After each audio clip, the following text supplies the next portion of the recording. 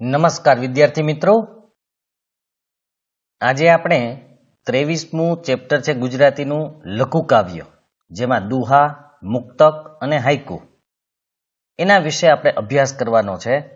તો દુહા કોને કહેવાય, મુક્તક કોને કહેવાય અને હાઈકુ કોને કહેવાય એની પણ આપણે ચર્ચા કરશું. એ ઉપરાંત આમાં જે લેખકો આપેલા છે, દુહાના હોય, મુક્તકના હોય કે હાઈકુના હોય, એનો પણ આપણે પરિચય મેળવશું. ખાસ યાદ રાખજો, ઘણા વિદ્યાર્થીઓ આ લેખકોના પરિચયને ટાળી દે છે અથવા તો એનો અભ્યાસ નથી કરતા.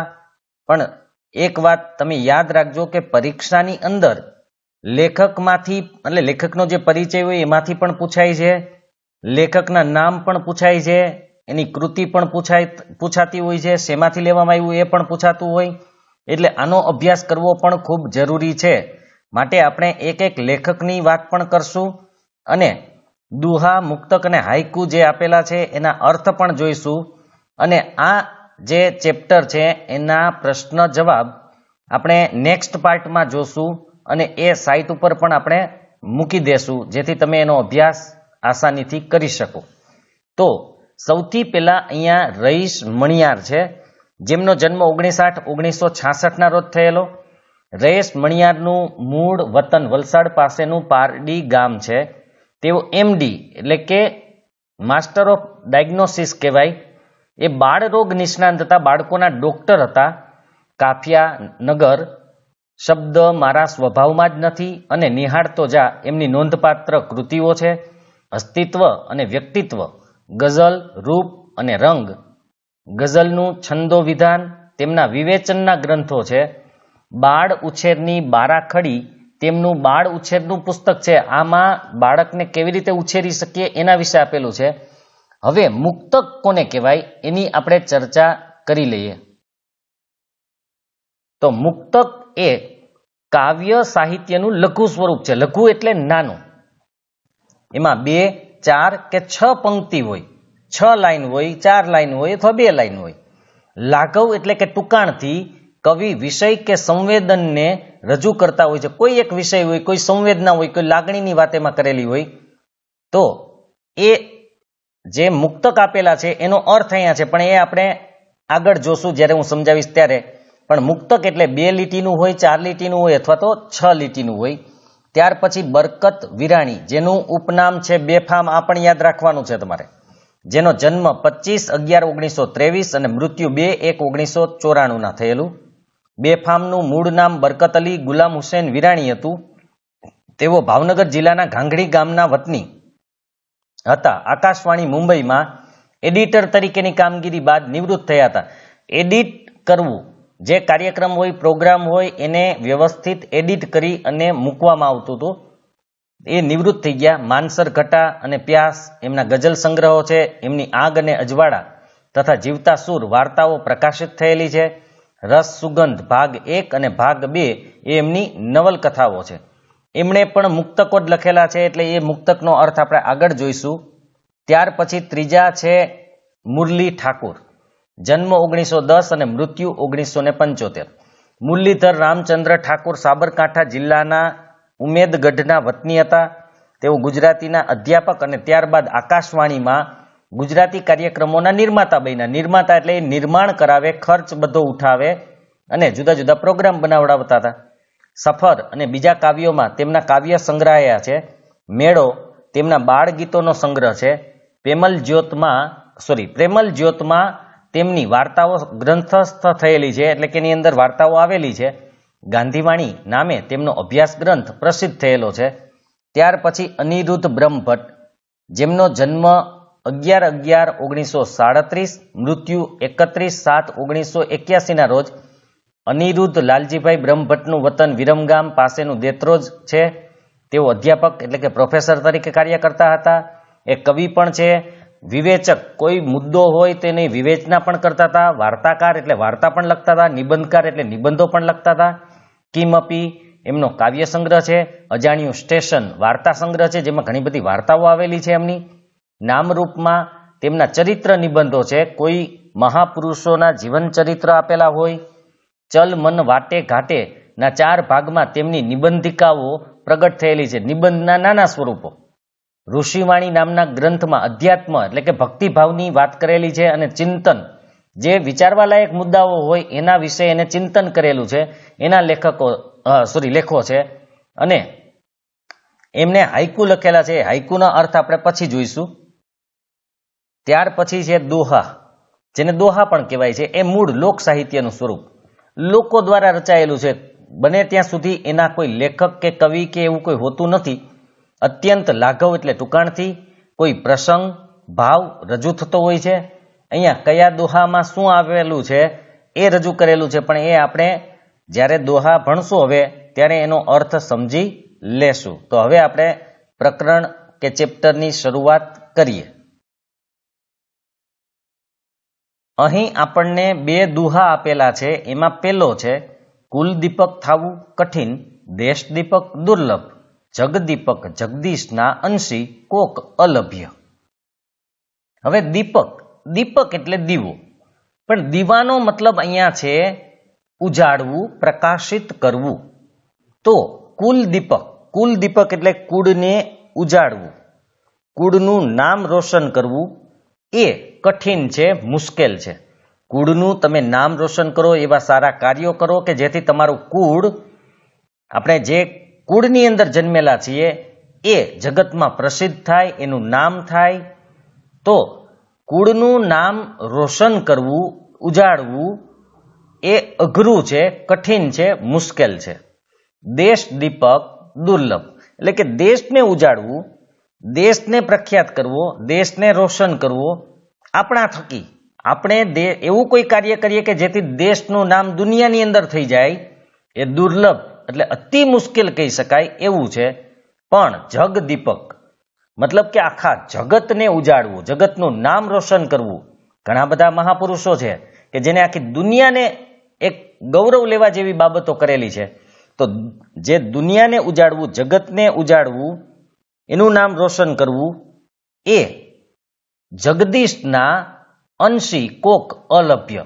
જગદીશ એટલે અહીંયા ભગવાન, અંશી એટલે અંશ, કોક એટલે કોઈ એક હોય એ અલભ્ય છે. એટલે કે માંડ મળે એવી ભાગ્યે જ કોઈ વ્યક્તિ હોય કે જે આખા જગતને ઉજાડી શકે, આખા જગતમાં તેનું નામ રોશન કરી શકે.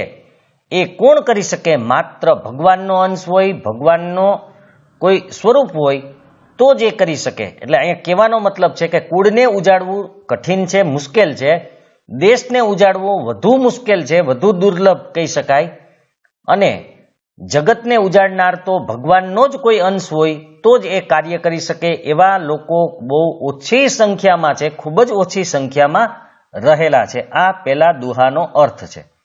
બીજો દોહો છે જે ઘણી વખત આપણે વિચાર વિસ્તાર, જેને આપણે અર્થ વિસ્તાર કહીએ છીએ, એની અંદર પણ પૂછાય છે. તો એની આપણે વાત કરીએ. આવ નહીં, આદર નહીં, નહીં નયનમાં ને, તે ઘર કદી ન જઈએ, કંચન વર્ષે મેં. આ હિન્દીમાં પણ છે અને ગુજરાતીમાં પણ છે.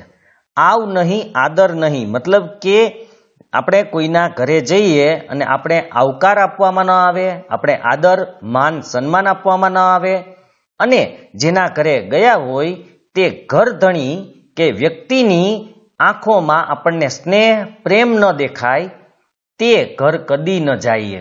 એ ઘરે ક્યારેય આપણે જવું જોઈએ નહીં. ભલે કંચન એટલે અહીંયા સોનું, વર્ષે મેં મતલબ કે ત્યાં સોનાનો વરસાદ થતો હોય, સોના રૂપી વરસાદ થતો હોય, મતલબ કે એ સમૃદ્ધ હોય, ધનવાન હોય, તો પણ એવા ઘરે જવું જોઈએ નહીં. ખાસ યાદ રાખજો કે જે ઘરે જવાથી આપણને માન સન્માન ન મળતું હોય, આવકારો ન મળતો હોય, એની આંખોમાં આપણા માટે પ્રેમ સ્નેહ ન દેખાતો હોય, તો એવા ઘરે ભલે સોનાનો વરસાદ થતો હોય પણ આપણે જવું જોઈએ નહીં. સાચો સંબંધ એ છે કે જ્યારે આપણે એના ઘરે જઈએ ત્યારે એ આપણને આવકારો આપે કે આવો, કેમ છો. આપણે પહેલા એક આવતું હતું કે તારા આંગણિયા પૂછીને કોઈ આવે તો આવકારો મીઠો આપજે. કોક ગમે તે આવ્યો હોય, કદાચ તારું નામ પૂછીને, આંગણિયાનો મતલબ છે અહીંયા નામ પૂછીને, તારું એડ્રેસ પૂછીને, કદાચ તું એને ઓળખતો હોય, ન ઓળખતો હોય, કોઈ પણ આવે તો એને આવકારો આપજે. પણ આપણે સંબંધી હોય, સગા હોય અને એના ઘરે જઈએ તો સાચો સંબંધ એ જ કહેવાય કે જ્યાં આપણે આવકારો મળે, સ્નેહ મળે, પ્રેમ મળે, આદર મળે, સન્માન મળે.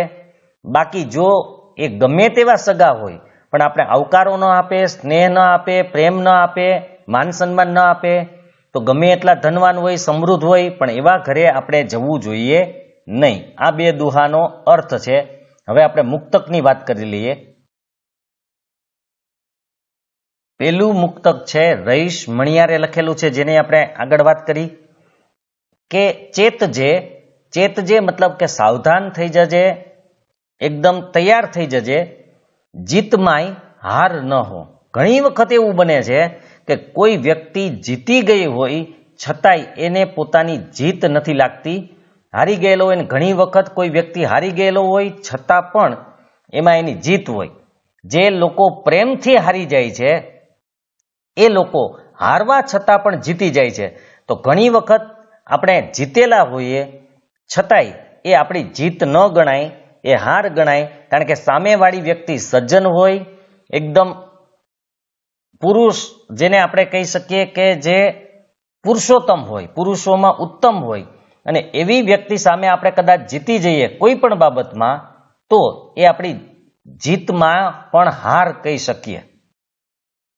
એટલે આ વસ્તુ ધ્યાન રાખવાની છે કે આપણે જીતવા છતાંય હારેલા તો નથી ને, એ બરાબર ધ્યાન રાખવાનું છે. ચેતજે એટલે ધ્યાન રાખજે, સાવધાન રહેજે. એના માટે સુખ એ દુઃખનો કોઈ પ્રકાર ન હો. ઘણી વખત આપણે સુખની દુઃખની વાતો કરતા હોઈએ છીએ, પણ ઘણી વખત એવું સુખ હોય કે જે ખરેખર સુખ કરતા આપણને દુઃખ વધારે આપતું હોય, તો એ પણ ધ્યાન રાખવાનું છે કે આપણે જે મળેલું સુખ છે ખરેખર એ કોઈ દુઃખ તો નથી ને, દુઃખનો કોઈ પ્રકાર તો નથી ને. ઘણી વખત આપણે જોયેલું છે ઘણા બધા વ્યક્તિઓ ધનવાન હોય છે, પૂરતી સુખ સગવડતા એની પાસે હોય છે, પણ એ જીવનને માણી શકતા નથી, એનો આનંદ લઈ શકતા નથી. તો એ ખરેખર સુખ નથી, એ દુઃખનો જ એક પ્રકાર કહી શકીએ. તો આપણે એ પણ જોવાનું છે કે આપણે મળેલું સુખ ખરેખર સુખ જ છે ને, દુઃખનો કોઈ પ્રકાર તો નથી ને. કારણ કે સુખ અને દુઃખ એક સિક્કાની બે બાજુઓ છે, અને દુઃખ પછી હંમેશા સુખ આપણને મળતું હોય છે, પણ એવું સુખ આપણે હોવું જોઈએ કે જેમાં દુઃખની એક પણ લકીર ન હોય, લેશ માત્ર પણ એનો અંશ ન હોય. એવું આપણે સુખ મેળવવાનું છે. અને સુખ આવે ત્યારે આપણે એમાં છકી જવાનું નથી, અને દુઃખ આવે તો એનાથી આપણે ડરી જવાનું નથી, બી જવાનું નથી, ભાગી જવાનું નથી. તો એ પણ આપણે ધ્યાન રાખવાનું છે. એટલે સુખ એવું આપણે મેળવવાનું છે કે જે ખરેખર આપણા માટે સારું હોય, આપણે લાભદાયક હોય, એમાં જરા પણ દુઃખનો ભાગ ન હોય. આ એક ખાસ ધ્યાન રાખજો. બીજું, એવો કોઈ મુગટ બન્યો જ નથી. મુગટ એટલે આપણે ખબર છે રાજા મહારાજાઓના શિરે કે માથા ઉપર આવેલો હોય. મુગટ એટલે જવાબદારી. આ બરાબર યાદ રાખજો. જેના માથે મુગટ હોય એની જવાબદારી હોય કે રાજ્યને સંભાળવાનું છે એને. મુગટ કોઈને એમનેમ નથી મળતો. તો મુગટ હોય એટલે જવાબદારી હોય. તો એવો કોઈ મુગટ નથી બન્યો હજી સુધીમાં. મતલબ કે એવી કોઈ જવાબદારી નથી કે જેનો માથે જરાય ભાર ન હોય. આપણે એ બરાબર જવાબદારી નિભાવવાની હોય. જવાબદારી નિભાવવા માટે આપણા માથા ઉપર ભાર હોય કે હું આ જવાબદારી મારે નિભાવવાની છે, કેવી રીતે નિભાવીશ એની વાત કરેલી હોય. તો ખાસ યાદ રાખજો, દુનિયામાં એવો કોઈ મુગટ નથી બનેલો કે એવી કોઈ જવાબદારી નથી કે જેમાં ભાર ન હોય. પણ સાચો વ્યક્તિ એ છે કે આનંદથી હસતા હસતા એ ભારને પોતે ઉપાડી લે, એ ભારનું વહન કરી શકે. બાકી જવાબદારી ભાર વગરની હોતી નથી. જવાબદારી હોય તો એની સામે ભાર હોય જ, પણ એ વ્યક્તિ છે એ શ્રેષ્ઠ છે કે જે પોતાની જવાબદારી આનંદથી, હર્ષથી, સુખથી પોતે ઉપાડી લે છે. અહીંયા કહેવાનો મતલબ આ છે.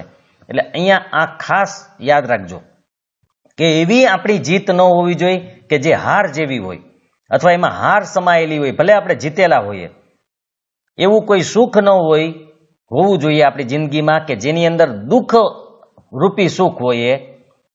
કે સુખ હોવા છતાં પણ એમાં કંઈક ને કંઈક દુઃખ હોય. આપણે મેં પહેલાં કીધું, ધનવાન લોકો છે એ પોતાની જિંદગીને માણી શકતા નથી, એનું શરીર એનો સાથ નથી આપતો. ભલે ગમે એટલા ધનવાન હોય, ધનવાનથી સુખ પ્રાપ્ત નથી થતું. ખરેખર આપણે સુખ લાગે છે પણ છે નહીં. ખરેખર એ દુઃખનો જ એક પ્રકાર કહી શકાય અને એવી કોઈ જવાબદારી નથી કે જેમાં ભાર ન આવેલો હોય. એટલે કે જવાબદારી હોય તો એ ભાર હોય મતલબ એ જવાબદારી નિભાવવાની એના ઉપર એક ચિંતા હોય છે. આ ચિંતા રૂપી ભારની અહીંયા વાત કરેલી છે. હવે બીજું મુક્તક આપણે જોઈ લઈએ. આ ઘણી વખત તમે આ પણ અર્થ વિસ્તારમાં પૂછાય છે અને મેં અર્થ વિસ્તાર જે આપણી site Balaji classes Jamnagar blog spot છે એની અંદર અર્થ વિસ્તારના 2 ભાગ મૂકેલા છે. અર્થ વિસ્તાર 1 અને અર્થ વિસ્તાર ભાગ 2. એની અંદર પહેલો ભાગ જે મૂકેલો છે એની અંદર આનું અર્થ વિસ્તારનું આખું સ્વરૂપ આપેલું છે, કેવી રીતે લખવો એ પણ આપેલું છે. તો આપણે જોઈ લઈએ કે સફળતા જિંદગીની હસ્તરેખામાં નથી હોતી, ચણાયેલ ઇમારત એના નકશામાં નથી હોતી. આપણે ઘણા બધા વ્યક્તિઓ હસ્તરેખામાં માનતા હોય, રોજ પોતાનું રાશિ કે ભવિષ્ય જોતા હોય, જ્યોતિષીઓને પોતાનો હાથ બતાવતા હોય અને એ સફળ થશે કે સફળ નહીં થાય એની વાત પૂછતા હોય છે. પણ ખરેખર તમારી હસ્તરેખામાં સફળતા હોતી નથી. એ સફળતા મહેનતથી આવે છે. એટલે માત્ર આપણા હાથમાં કોઈ લકીર હોય, કોઈ રેખા હોય તો આપણે સફળ થશું એવું માનવાનું નથી. એના માટે મહેનત કરવી પડે છે. અને ચણાયેલ ઇમારત, જે ઇમારત ચણાઈ ગઈ છે એ કોઈ દી નકશામાં ન હોય. નકશામાં તો નીચેની જ વસ્તુ હોય. નકશાની અંદર કોઈ ચણાયેલી ઇમારત હોતી નથી. તો ખાસ આ યાદ રાખવાનું છે કે માણસ પાસે માણસને કોઈ સફળતા મળે પણ એ સફળતા એની હાથની રેખાઓની અંદર હોતી નથી, હસ્તરેખાઓમાં હોતી નથી. માત્ર ને માત્ર મહેનત કરવાથી એને સફળતા મળે છે. જો કોઈના હાથમાં રેખા હોય અને કોઈ પણ કાર્ય ન કરે તો આપોઆપ એને સફળતા મળતી નથી. જેમ સુતેલા સિંહના મોઢામાં હરણ પ્રવેશતા નથી, એના માટે એને શિકાર કરવા જવું પડે છે, એના માટે મહેનત કરવી પડે છે. એવી રીતે કદાચ તમારા હાથમાં બધી રેખાઓ હશે પણ તો પણ સફળતા આપોઆપ તો તમને નહીં મળે, એના માટે મહેનત કરવી પડશે. આપણે ઇમારતની વાત કરી કે ચણાયેલી ઇમારત નકશામાં ન હોય. હા, એના માટે નકશો જરૂર બનાવવામાં આવે પણ ચણાઈ જાય ત્યારે એનું સ્વરૂપ આખું જુદું હોય છે. નકશામાં તમને ચણાયેલી ઇમારત દેખાતી નથી, જોવા મળતી નથી.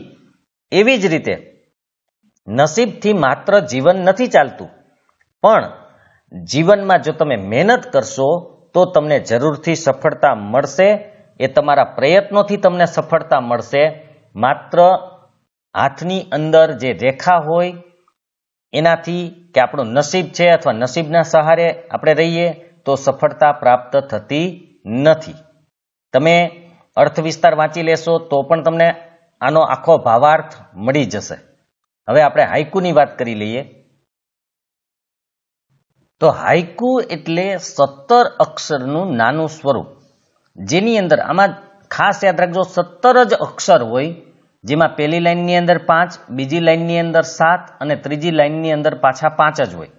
તમે જોઈ શકો છો 1 2 3 4 5, 1 2 3 4 5 6 7, 1 2 3 4 5, 5 7 5, 17 અક્ષરનું જ હાઈકુ હોય છે.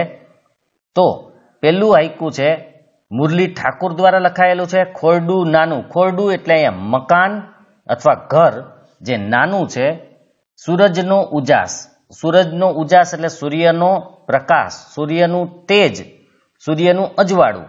મોટું આંગણું મતલબ કે ઘર ગમે એટલું નાનું હોય પણ જે ભગવાને આપેલી જે રચનાઓ છે, પ્રાકૃતિક રચનાઓ છે, જેના દ્વારા પ્રકાશ પથરાય છે અને આપણું ઘર નાનું હોવા છતાં પણ આ પૃથ્વી છે એ આપણી છે, બધાને હળીમળીને રહેવા માટેની છે. એને કારણે વિશાળ લાગે છે. જેમ ગરીબ માટે ઉપર આભ અને નીચે પૃથ્વી હોય છે, રહેવા માટે પૃથ્વી અથવા સૂવા માટે પૃથ્વી અને ઓઢવા માટે આભ એટલે કે આકાશ હોય, એવી રીતે ઘર ગમે તેટલું નાનું હશે પણ સૂર્યનો પ્રકાશ બધાને મળતો રહેશે, સરખા ભાગે મળશે, જેને કારણે આખી પૃથ્વી છે એના આંગણા રૂપ બની જાય છે. એટલે કે મોટું આંગણું લાગે છે, મોટું આંગણું બની જાય છે. એનું આંગણું એટલે આગળનો જે ભાગ હોય, આગળનું ફળિયું હોય તે. એટલે ઘર નાનું છે પણ ભગવાને એને એટલું બધું આપેલું છે કે એનું ફળિયું છે એ મોટું લાગે છે, કારણ કે સૂર્યનો પ્રકાશ એને પડે છે, મળે છે નિયમિત, એના ફળિયામાં પડે છે. ભલે ગરીબ હશે પણ સૂર્ય બધાને એક સરખો ઉજાસ અહીંયા આપે છે.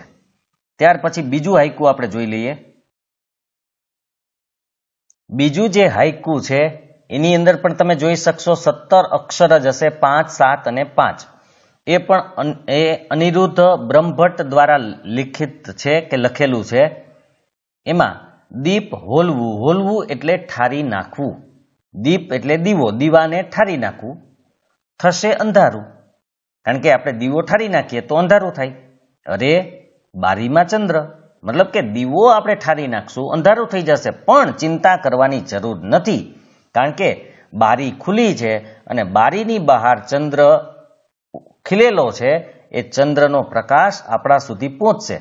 તો અહીંયા આપણે આને બીજા અર્થમાં લઈએ તો જ્યારે દીપ હોલવાઈ જવું, મતલબ કે કોઈ મુશ્કેલી આવી જવી, દુઃખ આવી જવું, પણ ચિંતા કરવાની કોઈ જરૂર નથી, કારણ કે ભગવાન આપણને એ દુઃખ કે ચિંતામાંથી જરૂર મુક્ત કરશે. જેમ અંધારું થઈ જવાથી આપણે મુશ્કેલીમાં નથી મુકાઈ જતા, ચંદ્ર આપણને પ્રકાશ આપે છે, આપણને અંધારું આપણું દૂર કરે છે, એવી રીતે જો આપણે કોઈ દુઃખ આવશે, કોઈ મુશ્કેલી આવશે તો ભગવાન આપણને એમાંથી નીકળવાનો કોઈ રસ્તો બતાવશે. ચંદ્ર જેમ પ્રકાશ પાથરીને અંધારામાં આપણને રસ્તો બતાવે છે, ઉજાસ આપે છે, એવી રીતે ભગવાન છે એ આપણા જીવનમાં ઉજાસ પાથરશે, રસ્તો બતાવશે, દુઃખમાંથી નીકળવાની એ એક કોઈ કેડી બતાવશે. તો અહીંયા કહેવાનો મતલબ આ છે. હવે આપણે શબ્દાર્થ જોઈ લઈએ. એના શબ્દાર્થ અથવા તો સમાનાર્થી શબ્દ દુર્લભ એટલે મુશ્કેલીથી મળે તેવું, દુષ્પ્રાપ્ય માંડ માંડ મળે એવું, અંશી એટલે કે જેનો તે ચોક્કસ અંશ છે, ભાગ છે તે, મેહ એટલે વરસાદ અથવા મેઘ, જગત એટલે વિશ્વ, મુગટ એટલે તાજ, અહીં સત્તા અથવા જવાબદારી જે આપણે આગળ વાત કરી, ભાર એટલે બોજ, આંગણ એટલે ઘરના બારણા સામેની ખુલ્લી જગ્યા જેને આપણે ફળિયું કહીએ છીએ, તળપદા જે દેશી શબ્દો છે, કો એટલે કોઈક, નેહ એટલે સ્નેહ પ્રેમ, હોલાવું એટલે હોલવવું, ઠરી જવું, ઠારી નાખવું. વિરુદ્ધાર્થી શબ્દ છે, દુર્લભ તો સુલભ, આદર તો અનાદર. હવે આપણે સ્વાધ્યાયના પ્રશ્નો એટલા બધા છે નહીં, પણ આપણે એનો અલગ વિડીયો બનાવશું. ઘણા વિદ્યાર્થીઓએ આપણે કીધેલું પણ હતું, તો એ આપણે અલગ વિડીયો બનાવી વિકલ્પો અને 2-3 પ્રશ્ન છે, ત્યાર પછી પંક્તિઓ સમજાવવાની છે, એ પણ આપણે સમજાવી દેશું. જે અર્થ વિસ્તાર છે એ જ રીતે આપણે સમજાવી દેશું, એટલે આપણું આ ચેપ્ટર છે એ પૂરું થઈ જશે. તો આના પછીના ભાગની અંદર આપણે સ્વાધ્યાયના પ્રશ્નોના જવાબની ચર્ચા કરશું, સમજશું બરાબર. અને લેખિત સ્વરૂપમાં પણ હું બાલાજી ક્લાસીસ જામનગર બ્લોગસ્પોટ નામની આપણી સાઇટ છે એની અંદર મૂકી દઈશ, જેથી તમે વાંચી પણ શકશો. જો તમને આ વિડીયો પસંદ આવ્યો હોય તો લાઈક કરજો, શેર કરજો, જેથી અન્ય વિદ્યાર્થી પણ એનો લાભ મેળવી શકે. અને જે વિદ્યાર્થીઓએ ચેનલને સબસ્ક્રાઇબ ન કરેલી હોય તે સબસ્ક્રાઇબ કરજો, અન્ય મિત્રોને પણ કરાવજો. અને સબસ્ક્રાઇબની બાજુમાં જે બેલનું આઇકન છે, બેલ જેવું નિશાન છે, એને દબાવી દેજો, પ્રેસ કરી દેજો, જેથી હું જ્યારે પણ વિડીયો મૂકું ત્યારે તમને એ વિડીયો મળી જાય અને તમે એનો અભ્યાસ કરી શકો. તો હવે આપણે નેક્સ્ટ વિડીયોમાં આ ચેપ્ટરના પ્રશ્ન જવાબ સાથે મળશું.